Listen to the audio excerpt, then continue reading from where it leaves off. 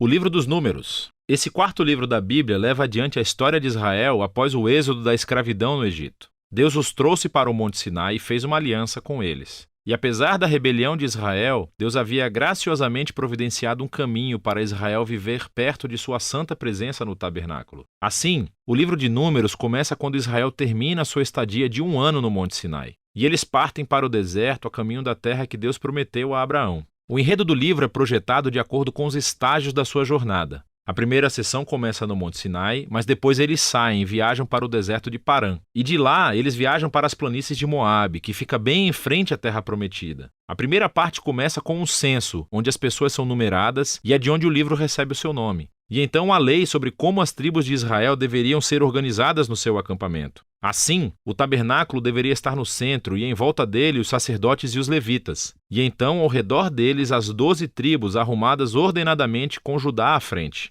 Tudo isso fazia parte do simbolismo elaborado de como a presença santa de Deus deveria estar no centro da sua existência como povo. Tudo isso é seguido por uma série de leis que desenvolveram as leis de pureza do livro de Levítico. Se a presença de Deus estivesse entre eles, todo o esforço deveria ser feito para que o acampamento fosse puro, um lugar que pudesse acolher a santidade de Deus. No capítulo 10, a nuvem da presença de Deus se eleva do tabernáculo e guia Israel para longe do Sinai e para dentro do deserto. E imediatamente as coisas dão terrivelmente erradas. No capítulo 11, o povo começa a reclamar sobre a sua fome e sede e como querem voltar para o Egito. E no capítulo 12, os próprios irmão e irmã de Moisés começam a se opor e falar mal dele na frente de todo o povo. Essa viagem não está começando muito bem. A próxima sessão começa quando os israelitas chegam ao deserto de Parã, a meio caminho da terra prometida. E Deus diz a Moisés para enviar 12 espiões, um de cada tribo, para que eles possam espiar a terra prometida. Quando todos os espiões retornam, 10 deles dizem que não há chance de Israel sobreviver lá porque os cananeus os destruirão. Mas há 2 espiões, Calebe e Josué, que dizem que Deus pode salvá-los. Mas os 10 levam as pessoas a uma fúria medonha e começam a planejar um motim. Eles vão nomear um novo líder e voltar para o Egito. Então Deus fica compreensivelmente irritado e Moisés intercede em favor do povo.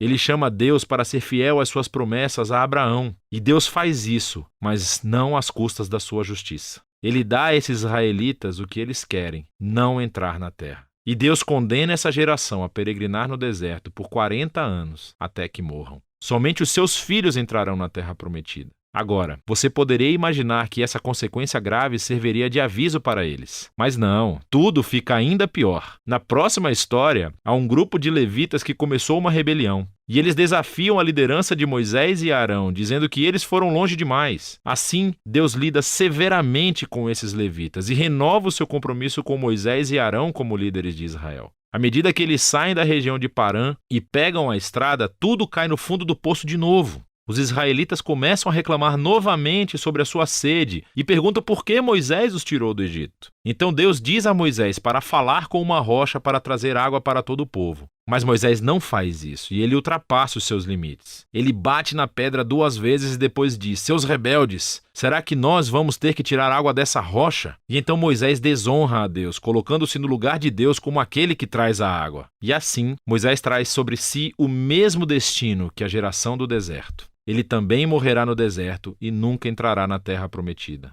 Depois disso, os israelitas se rebelaram novamente, e Deus traz um juízo muito estranho sobre eles, serpentes venenosas para vir e morder o povo. E assim, Moisés novamente intercede em nome do povo. E Deus diz a Moisés para fazer uma serpente de bronze e levantá-la em um poste. Quem olhasse para essa serpente seria curado da picada venenosa. É um símbolo muito estranho, mas está à altura do desafio que Deus impôs: ser fiel à aliança. Ele está certo em trazer justiça ao mal e ao pecado dos israelitas. Mas até a justiça de Deus se transforma em uma fonte de vida para aqueles que buscarão a cura de Deus. A partir daqui, as pessoas vão para as planícies de Moabe. E a primeira parte principal dessa sessão se concentra na figura estranha de Balaão. O rei de Moabe está assustado com esse grupo enorme de pessoas que viaja pelo seu território. Então ele contrata um feiticeiro pagão, Balaão, para amaldiçoar Israel. e 3 vezes diferentes Balaão descobre que não pode amaldiçoá-los. Ele só pode pronunciar bênção sobre Israel. Lembre-se da promessa de Deus a Abraão em Gênesis 12. Assim, Balaão não só não pode amaldiçoar Israel, mas Deus realmente lhe dá uma visão sobre um futuro rei israelita que um dia trará a justiça de Deus a todas as nações. Essa visão lembra a promessa de Jacó a Judá em Gênesis capítulo 49. Vale a pena parar para refletir sobre o fluxo do livro até agora. As histórias de rebelião no deserto se amontoam, ficando cada vez piores.